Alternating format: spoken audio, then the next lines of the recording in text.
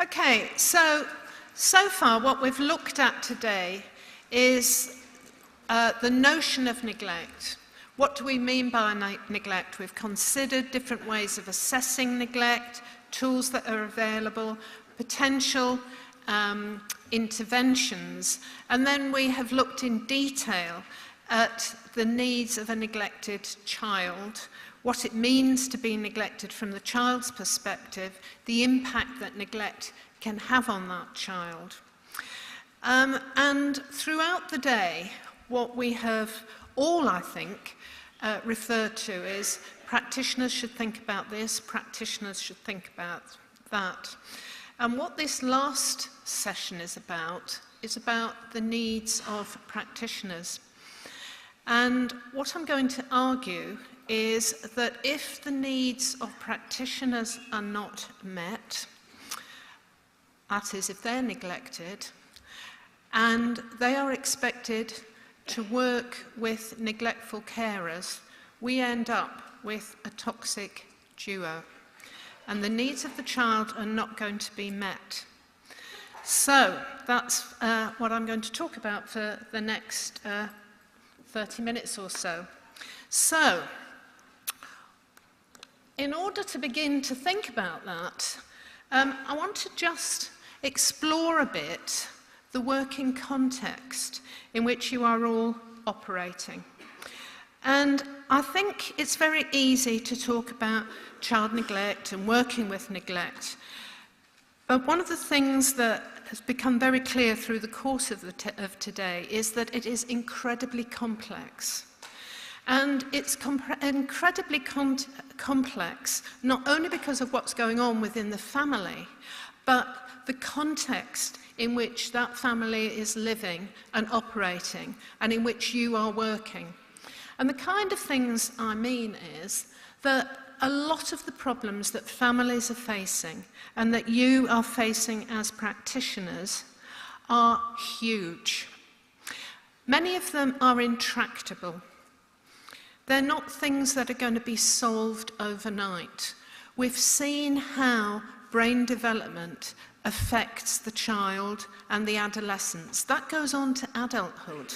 So if you're working with a neglectful carer whose development has been impacted upon throughout their childhood, you're not suddenly going to make someone that finds it very difficult being empathetic. That ain't going to happen. We also have to recognize that many of these problems are so entrenched in terms of the ways in which parents parent that actually, again, short-term solutions are not going to work. The second is that we are continually dealing with the unpredictable and the unforeseeable. And I think it's very easy when there are reports into child deaths and serious injury, the benefits of hindsight. Why didn't we pick that up? Why wasn't that noticed?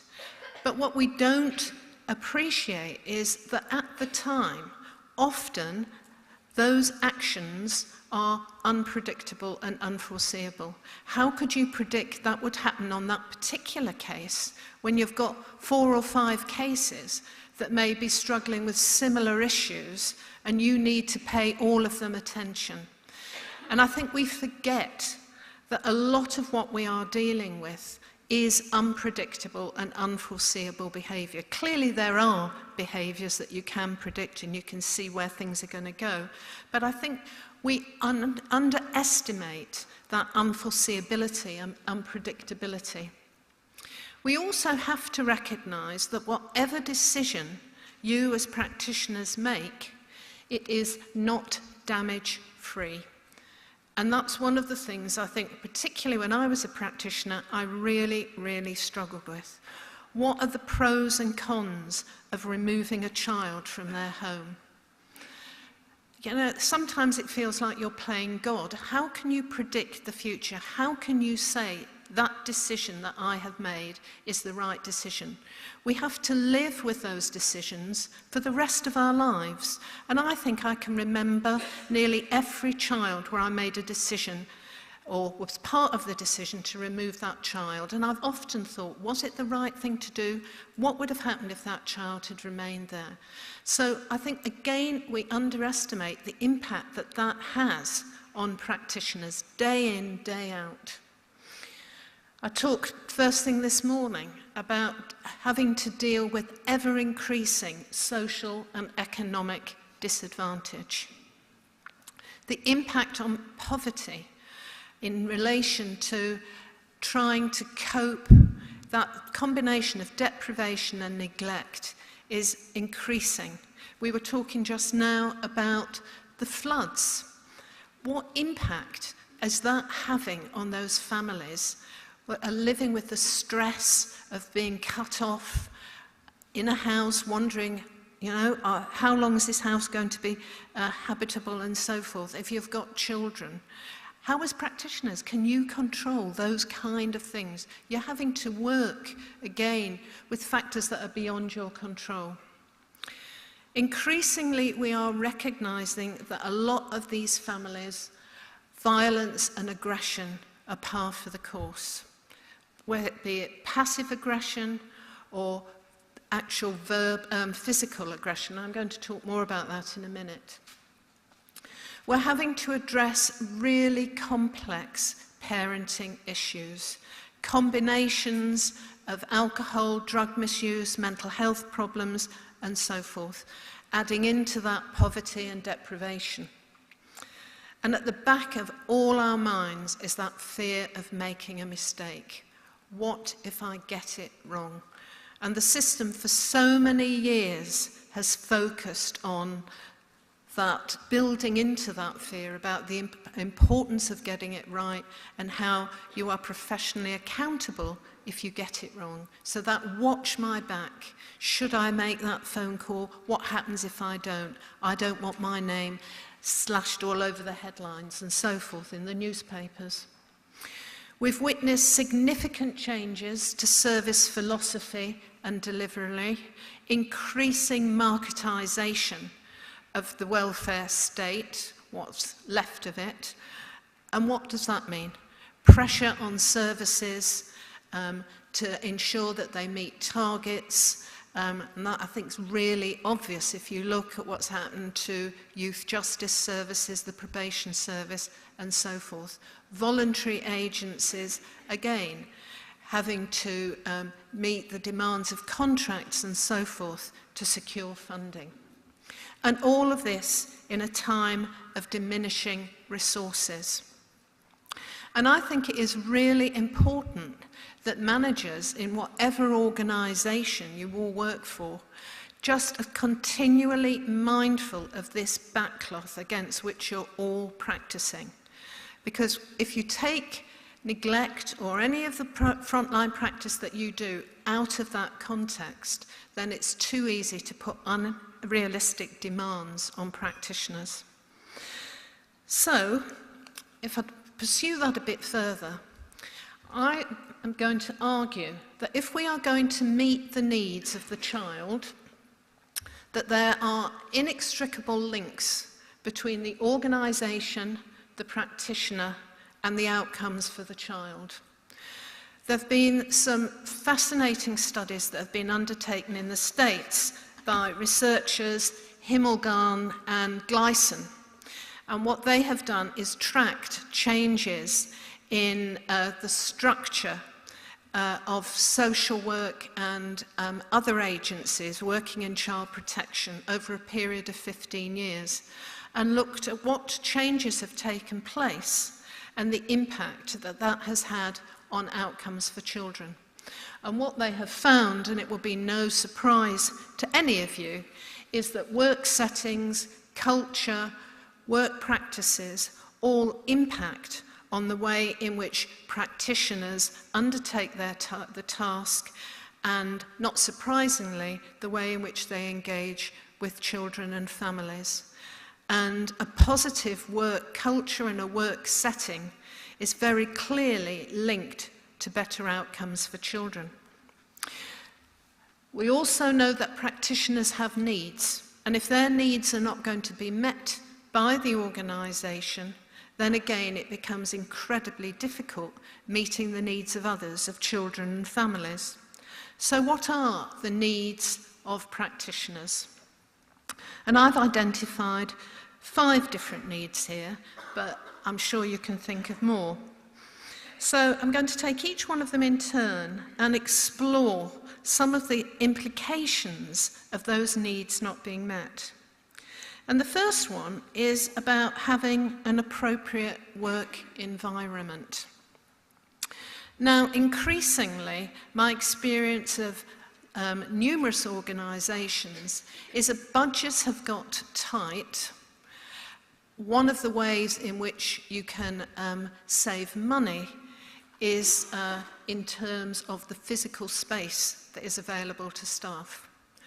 And the length and breadth of the UK, what I've seen is an increase in hot desking, and for some organisations, particularly voluntary organisations, an increase in home working. What we know is that that has a detrimental impact on staff. Methods of communication become quite specific if you're hot desking or home working. You become far more dependent on emails, formal systems of communication. And I'm sure you all know how easy it is for an email to be misconstrued or misinterpreted, and the time that can be wasted just sending them backwards and forwards when a conversation, a face-to-face conversation, would resolve issues. One of the most significant impact of hot desking and home working is that frontline staff are deprived of informal support. And studies are highlighting that we have grossly underestimated the importance of informal support, and that is amongst ordinary office workers. That is not taking into account the emotional demands of the kind of work that you do. But just having someone that knows that you are going out to a really difficult family, that as soon as you come back will make you a drink and say, "How did it go?" For the chance for you to actually say, "That was absolute shit, I messed up that one," and so forth. That is so important. And yet the way that systems are increasingly structured, those opportunities are increasingly infrequent for staff.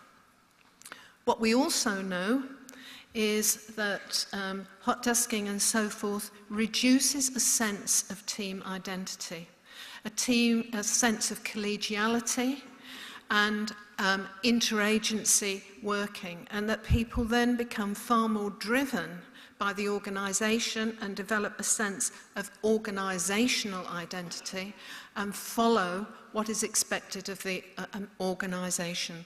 So people become far more policy and procedurally driven.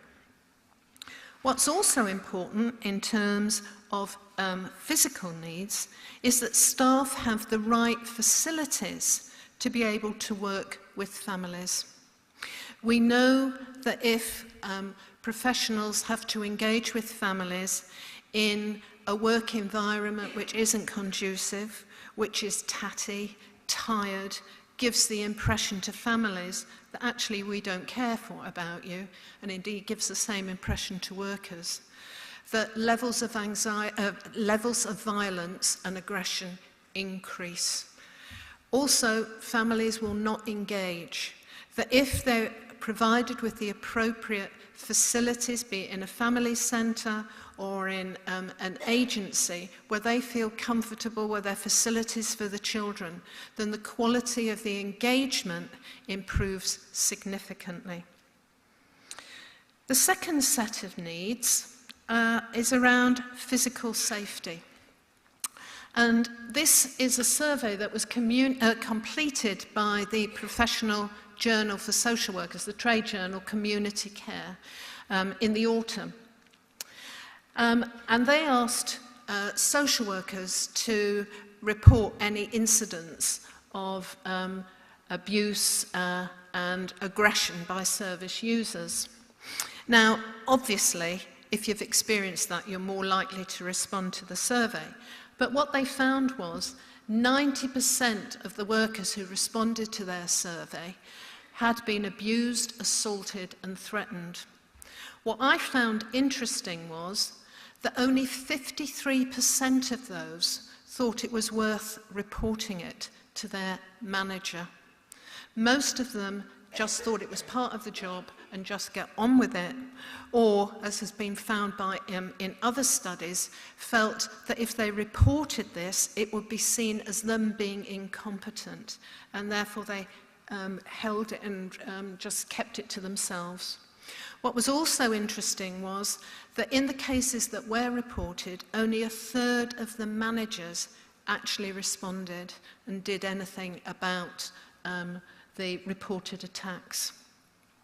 What we know is that the most vulnerable practitioners in relation to aggression and violence are those, not surprisingly, that have a high face-to-face contact with families. That's, I think, what you would expect. It's also been noted that new workers are far more vulnerable because they often don't know how to deflect the aggression and violence. Those that work in rural settings are also very vulnerable, and the kind of abuse and threats that they are vulnerable to is often that they live in small communities where the families are themselves, and threats are made about, if you take my child, then I'll get my own back on yours, and so forth. And we also found that there's a different pattern in terms of the violence and aggression that is used towards female staff as opposed to male. Female staff are far more likely to experience verbal aggression and property damage than male staff. The consequences of violence and the threat of violence is that staff can often feel really intimidated. I can certainly remember going to families where I was really scared of what would happen if I asked the wrong question. You're treading on eggshells. You think, if I press that button and say the wrong thing, what's going to happen? Often thinking it's better to have a foot in the door and be there rather than be ejected. But in those kind of situations, we're losing the focus on the child. Fears about safety and so forth raise anxiety. People become risk avoidant, as I have in the past. There's often a reality distortion. I can certainly remember being attacked by a young father who was a biker, and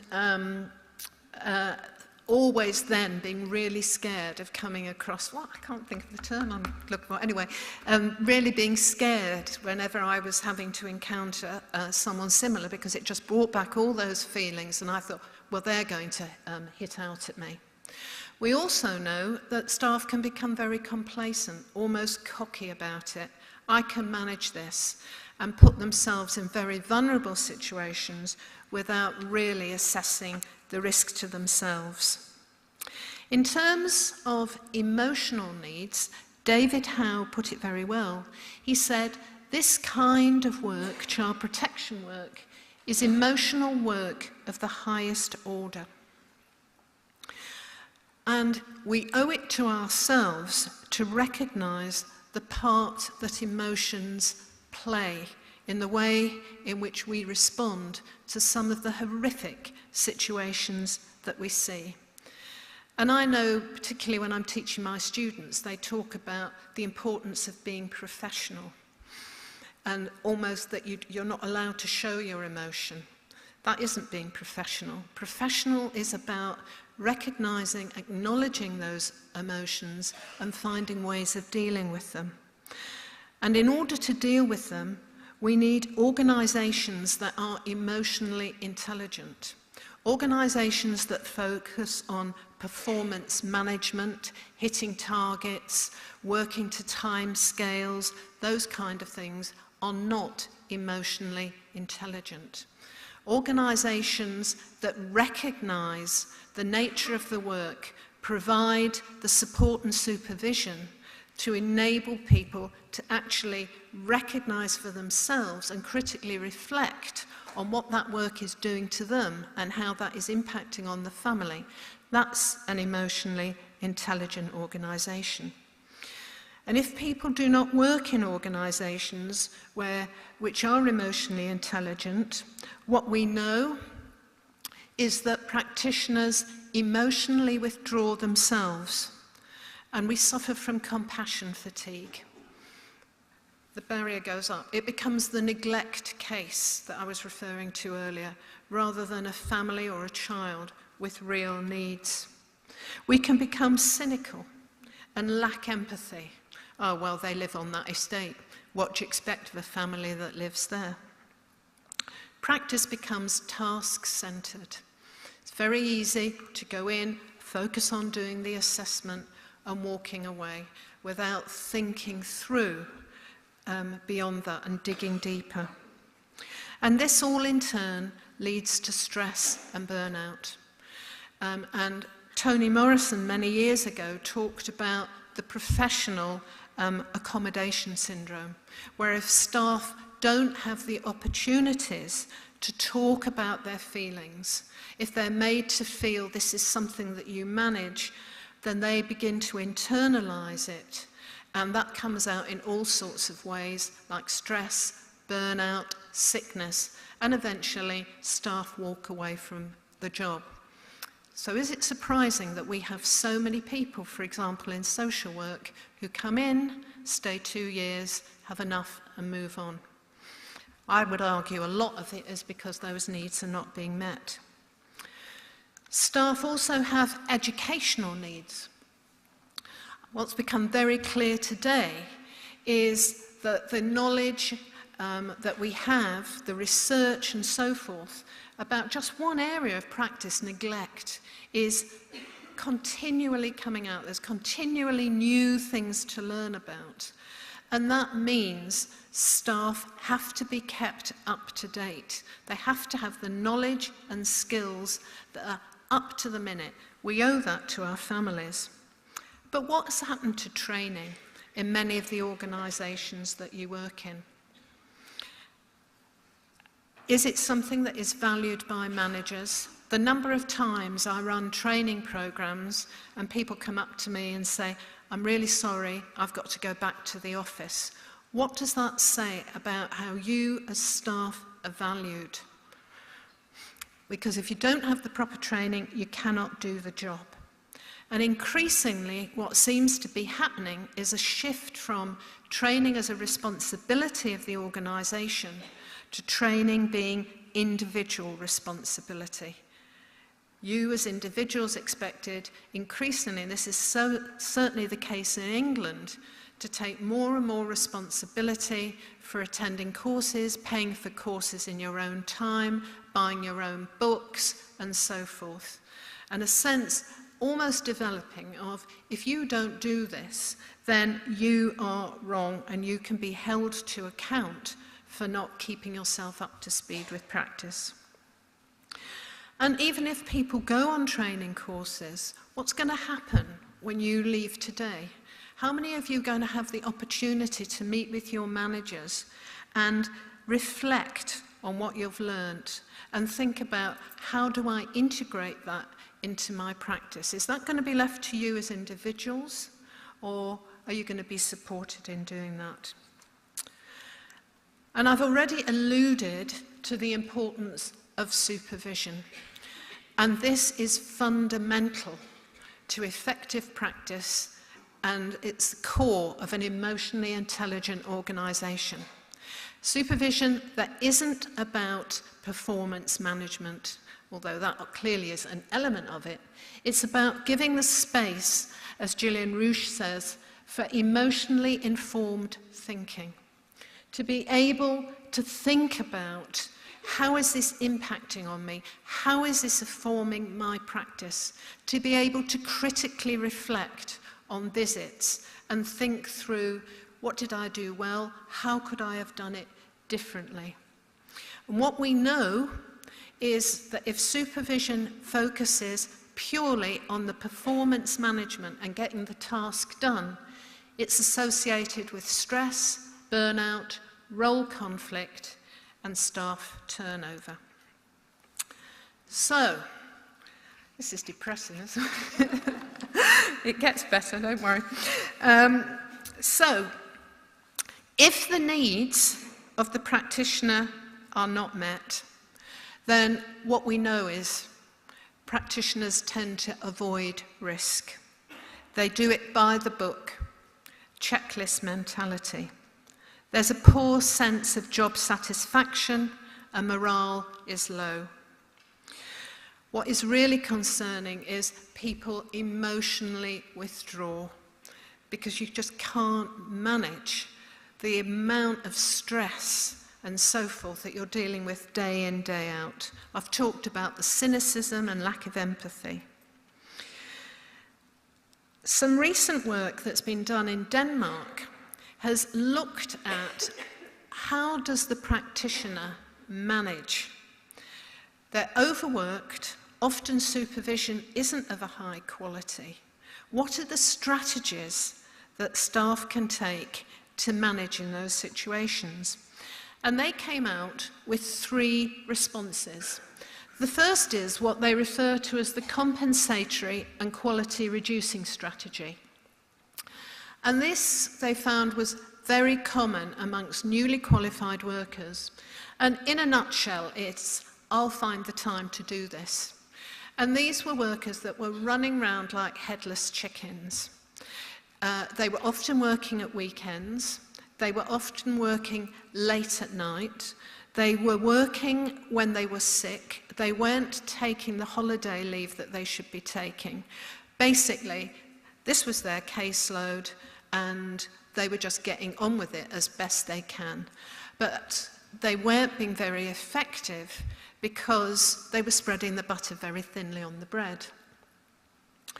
The second is what is called the self-supporting strategy. And these were people who basically said, okay, I'll get on with it. I will do what I am expected to do. But I will do it in terms of, this is what the policies and these are what the procedures said I'm meant to do, so I'm doing it by the book. So they were going through the motions, but they weren't trying to put the quality in that that first group were trying to do. The third group, and this is the most healthy approach in these circumstances, is what the authors Astvik and Mellin refer to as the voice and support seeking strategy. And these were workers who had the confidence to say, there's only so much I can do. And they were very clear with their managers about, this is all I can do. These were the ones that would refuse to take on additional cases at case allocation meetings and things like that. And they will say, I am only going to do this. They would often try and negotiate with their managers, and they would say, but I will do quality practice. And these were the ones where there was quality practice. So, what does that actually mean? Some of you will have seen this slide before, because what I argue is if you are going to bring about change for a neglected child, then you need a parent who is prepared to talk the talk and walk the walk to meet the needs of that child. That means being crazy about that child. It means about putting the needs of that child first and doing whatever is required as part of a child protection plan or whatever to meet that child's needs. What we know is that we have parents who talk the talk. Oh yeah, I'll do it. But then they never actually get round to doing anything. Or we have parents who walk the walk. They comply with plans to get practitioners off their back. So the disguised compliance. And we also have the families that disengage.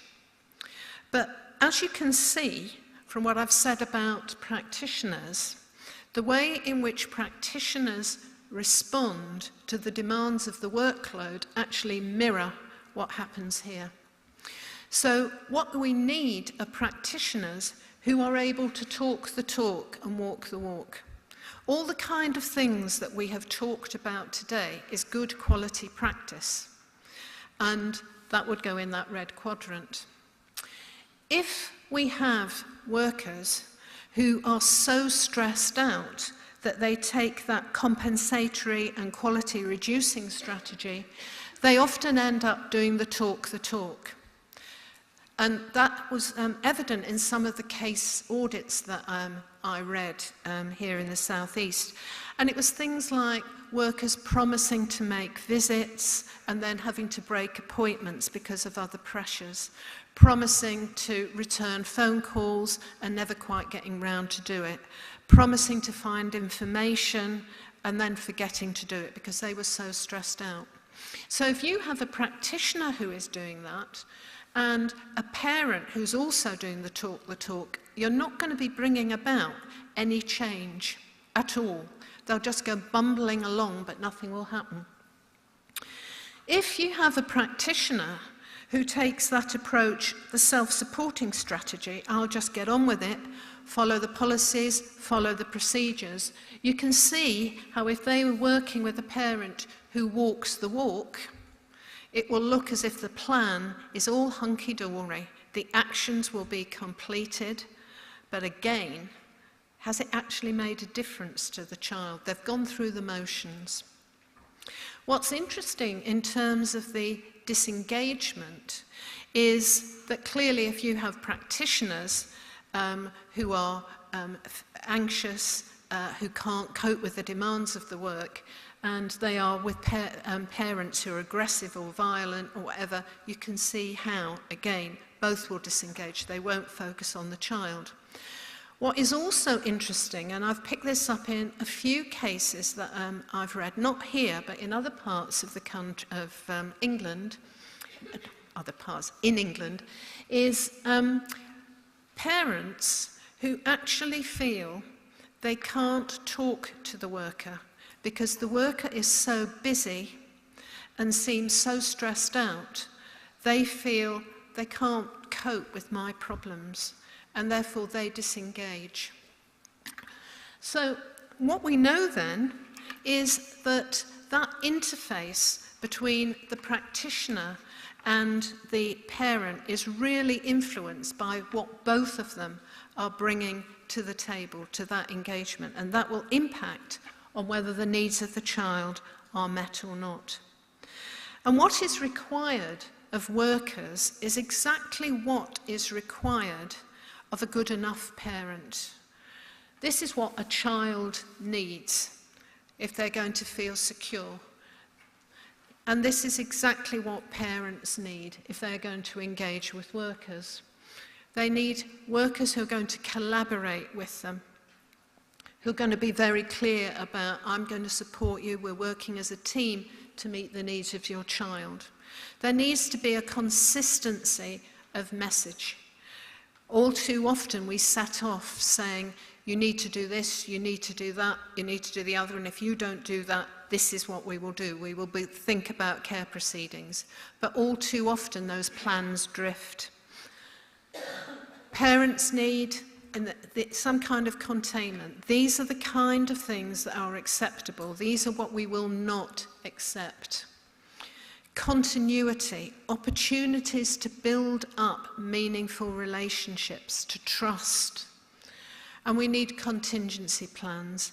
If this isn't working, then what do we do? And in many ways, this is what workers need from their organisation. They need to feel supported. They need to feel they're people they can collaborate and discuss with. There needs to be consistency in terms of the way resources are allocated and so forth. So how can the needs of practitioners be met? And it seems to me that if we are going to meet the needs of practitioners, then we need to refigure organisational life. We need to move away from an approach that is focused on performance management, service delivery, to really thinking about outcomes, We need to recognise the importance of the relationship between the practitioner and the family. Increasingly, research is spelling out that that is the most significant dimension when it comes to bringing about change. That relationship, if that's a good quality relationship, then that is the best basis for change. We need to ensure that workers are equipped with the necessary concepts and theories. It's not enough just learning a little about brain development. You need to fully understand what does it mean? How does that apply to my work? You need to have an opportunity to really think that through and reflect on it. And that's what's important. Organisations need to provide opportunities for reflection and self-awareness the whole way up. I think one of the most difficult roles within an organisation is that of a frontline manager. You really are the meat between the sandwich. But how often do frontline managers get the quality supervision, the opportunities for reflection that I've been referring to? We need to provide opportunities for staff to work creatively with families in an appropriate setting. We need to give them the resources, the skills, so that it is much more than checklists. It's much more about the kind of things that we've been talking about today. Quality relationships, high quality engagement, focused activities, and so forth. And all of that is dependent on quality supervision throughout. And if senior managers are not prepared to take this on board, then I think we might as well go home. Because it seems to me that the child's journey through the child protection system is as good as that of the practitioner. I'll leave you with that thought.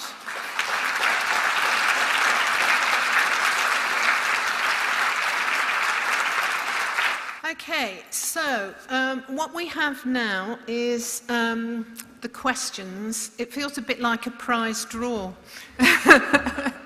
So if your question was selected, then I guess you've won the draw. There were some really good questions, but what we've tried to do is to have a spread of questions so that we really look at neglect from all sorts of different perspectives, and we've also looked at the questions and thought, are we able to answer them or not? So that really is what guided us. So, do you want to start, Viv, with your question and your response? Can everyone hear me? Yeah, I can hear it working. I was going to blend two together. One was, as communication is essential, how are the 4 work streams going to communicate, link in order to make positive and effective changes in relation to neglect? And also, when will the results be published and how will they be disseminated, and what are the timescales for the project? So, first off, the Welsh Neglect Plan we're drafting at the moment, and that will be launched or we'll just publish it or whatever we do around June. So that is the results of the first year of the project. We have a project database currently on the go, and if you attended the November seminars, you will be on there. If you didn't attend the November seminars, what I'll do, I'll send the Child Neglect project email address to Steve, and he can circulate it to people who are here today if they also want to be kept up to date with what's going on. In terms of the 4 work streams to be undertaken, we're very aware that first off, obviously we've run these past the external advisory group. We now want to talk to Safeguarding Board business managers, and I'm talking to Zara about attending the next Safeguarding Board business manager so that our scoping can then be sort of worked up with the Safeguarding Board business managers so that we are working together on this, because we very much see Safeguarding Boards as crucial to this work. And in terms of the work streams, we're also awaiting confirmation from Welsh Government that they're happy for us to continue working on these work streams. We're expecting that in the next few days. And in terms of timescales for the work streams, those will be undertaken in the next financial year, so March 2014 through to March 2015. But for example, the research into best practice in education, I've scoped that out, and I think that will be ready by the end of this year, 2014.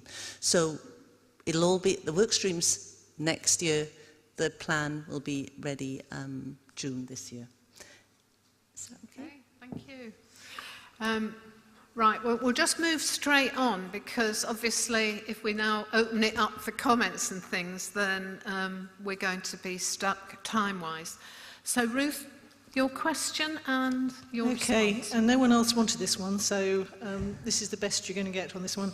While support is key for working with children and families who have experienced neglect, intervention needed is specialist and therapeutic. So how do we arrange, I think, such changes in times of limited resources? Well, first of all, yes, some families and parents do need therapeutic help, and it is costly, and that is an issue for us. I'm not denying that, but I think we can also try to be perhaps a bit more humble and also a bit more creative in solutions, in that I think one of the issues we've learnt today is firstly that we don't want to get fixed on one solution, it's that or nothing. And also that many things can be therapeutic, actually. For instance, Shelley and Jack said that having someone there for them, someone who was actually prepared to be there, was immensely therapeutic. We've heard in some of the things we're doing that just working with someone else to make your home safe and clean, it sounds like nothing, but actually to feel the self-efficacy of having made that change has made a big difference for people. So particularly with young people, I think there are turning points where you can build up trust and work alongside that person, help them to recognise the needs of the child, even if they don't empathise with the child, even if they can't feel for the child, to recognise that a child who is dependent has certain needs that they're there to meet, and to have some insight and start to choose goals for themselves. I think them finding their own needs is really key, because often the parent has never had their own needs met, has never seen themselves as someone whose needs deserve to be met.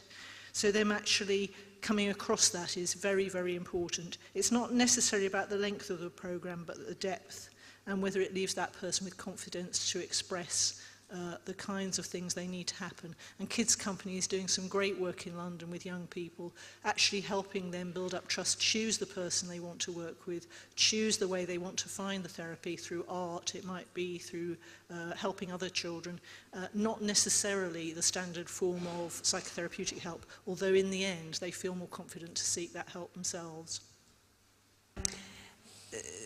I've got a few questions, two I'll blend, but one I think I'll just take off because it was one of the ones I asked you to think about, which is how can we stop neglect before it started? And I did have a slide, and I'll just read really from the slide. These are just some suggestions, and I think it goes with what Ruth was talking about, because it isn't just one single solution, it's a range of things. And so in terms of primary prevention before it started, a lot of this activity is going on here in Wales, and certainly in the health side, Flying Start is what I'm thinking about, and the projects that are being funded under Families First, this is what we're talking about. So services promoting the well-being of families, so young people are not neglected, that's one of the things. Promotion of authoritative parenting, which obviously will support the development of secure attachments. Parenting for teenagers courses, possibly. Some places are thinking about that and talking about that. Enhance the well-being of young people in schools, incredibly important. Schools have such a role to play, I think, with our young people. Obviously, the PSHE is just jammed with everything we think should go in there, so there's got to be some sort of rationalisation. But that is what's going to help. Citizenship colleges and employment, supportive culture. As I was saying, that's what the research is telling us. And youth services, you know, positive activities, things that are about promoting that more positive approach and outlook. So hopefully that helps address an answer to the question that someone posed, obviously. Jan, over to you. Okay, thanks. And my question related to what do you do? How do you protect children, particularly older children and adolescents, if they wish to stay at home where the professionals have assessed a high level of risk and vulnerability? And in one sentence, you don't. I think we've talked a lot about the child's wishes and feelings. We've talked a lot about the importance of establishing what the daily lived experience of the child is like. That doesn't mean that you give that child total control in then saying, right, this is what I wish for, this is what I want changed, if we feel that it is placing them in a vulnerable situation. It's about engaging with children, understanding from their perspective, but not necessarily giving them what they want. It's about recognizing that as professionals, sometimes it means making very difficult decisions, often in the face of what the child wants. But certainly the early findings from the pilot study of involving three safeguarding boards actually, where they have been looking at really embedding the lived experience of the child in their work. And they've done it with the chronic neglect cases where they're looking towards care proceedings. They have found that children have begun to understand, particularly older children, why professionals have reached the decision that they have. And the initial view is that, okay, children aren't happy about it, particularly older adolescents, but there is a greater understanding about why professionals feel it's important for them to move. So not an easy one, that, but that's my answer. So I'd like to hand over to Liz now. Oh, sorry, one if more. I may, just like to big mouth here. There were two questions that related to attachment, which is why I just thought I'd bring that up. The first, and I'll take them together. First one being, how can we get all universal services to teach about attachment? And the other one was, can attachments be re-established later on? And if they are re-established, will they be damaged? And I think what these two questions sort of demonstrate really is how the term attachment is used, very widespread, and often has developed a kind of colloquial sort of usage, particularly those of us who work with vulnerable families. When I've been using the term attachment, and when it's used in research, it comes from a very specific basis, attachment theory. John Bowlby, a lot of you may know what I'm talking about. And in that context, that's where we base the sort of research findings in relation to neglect, and really where we should be basing our considerations about the relationship and what the attachment behaviour that is witnessed. If you think about Aaron, we were talking about what that means. It's not synonymous with bonding. I think the other thing that I would just say as well is that insecure attachments are not equating with disease or disorder or pathology. They occur in the normal population. They are strategies that these children have developed, and they tell us a little bit about their care, but it doesn't necessarily mean they're being maltreated. Whereas the disorganized attachment is a predictor. Secure and insecure attachment styles are not necessarily good predictors later on. And if I can sort of pick that up, I would be wary about universal services teaching that if we haven't got a common language, common understanding. That's where I would come from. This idea of re-establishing attachments later on, we form attachments throughout the lifespan, and what we know is that the primary attachment form tends to be the most enduring. But of course, people do survive quite healthily, and clearly they have formed other attachments that have been very protective. Now, this is different to what you may have heard, reactive attachment disorder, which is a psychiatric term, and is associated with the very extremes. Those children who came out of Eastern Europe and Romania who had these, hadn't formed an attachment to a preferred you know, a primary caregiver, because they had various people looking after them all the time. That's a very different thing that we're talking about. And I think that's into specialist territory, requiring specialist people to make those sort of diagnoses. I don't think it's something that those of us would dabble in, really. And I'm going to stop there because it is another conference, basically. Okay, thank you. Okay, thanks very much. There were a lot of questions, which was great. And basically what we're going to try and do is answer the questions, as many as we can, put the answers on the website. So that might take a little bit of time to do, but we'll attempt to do that. And there were quite a lot of questions about the toolkits and the plan. And basically, a lot of that work will be integrated into the work of the board, and it'll all be assimilated together, so the audit that we talked about, the work today, it'll all be assimilated into sort of recommendations and proposals for the board and for local authorities. But obviously it is up to, there was questions about local authorities and getting consistency across the local authorities in regards to tools. Well, as we're all aware, we've got the Social Services and Wellbeing Bill coming up. With the Williams report, we've possibly got some local authority changes going on. So there's only going to be so much that the board can do to try and get consistency and the recommendations that will be taken on by the local authorities. Also, there was a question about the new Working Together document and whether that would lead on to changes with the All Wales Child Protection Procedures, and that would be the case. So that's quite a simple one we can answer. But as I said, we will attempt to get all the answers up on the websites for you to see in the next couple of weeks. So hope you'll agree the conference has been enjoyable and productive today. I know it was a bit like the Krypton factor in the beginning, because I think 20 was over there and 1 was over there, and that was the first test of the day. But apart from that, hopefully you benefited from the layout of the tables, because the idea was to get people from a range of agencies talking and sharing their experiences and knowledge. And I think we've picked up already that's happened. So thank you all very much for being really open and honest in your groups. And I'd like to say thank you, obviously, to the keynote speakers for attending today and for their input.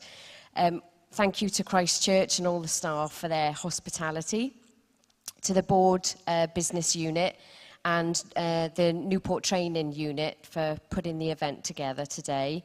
Ed Sinclair has designed the brochure and filming the event, and all the speakers, the speeches today will be put up on the website as well for us to view over the next couple of weeks. And a very special thanks to Jan for, were you the glue? The glue. You were definitely the glue together and providing a really comprehensive picture of neglect. And in regards to the case studies, I know a lot of work went into them. So it's Tensi, Dean, Kerry and Gareth for writing them, but I understand that some BTEC drama students helped put that together as well. So I'm sure we'd like to convey our thanks to all of the people who helped to do that. You'll be informed by an email of when the event is live up on the website. So please feel free to share it with your colleagues. And I'm sure we'll all take away quite a lot from today that we can, even though you're aware there's some things maybe you feel you can't change your own practice today. I think we'll all come away with a feeling that we can make a difference in our interaction with children. and ensure that, sorry, I just had a piece of paper flashed at me, and that you can capture the voice of the child and advocate for them in your work. So I understand there's warnings about 90 miles an hour winds, so nobody panic, but that's why we're quite keen to let you go. So thank you very much for attending today. And could you, evaluation forms, really important. Please, could you fill them in? Thank you very much.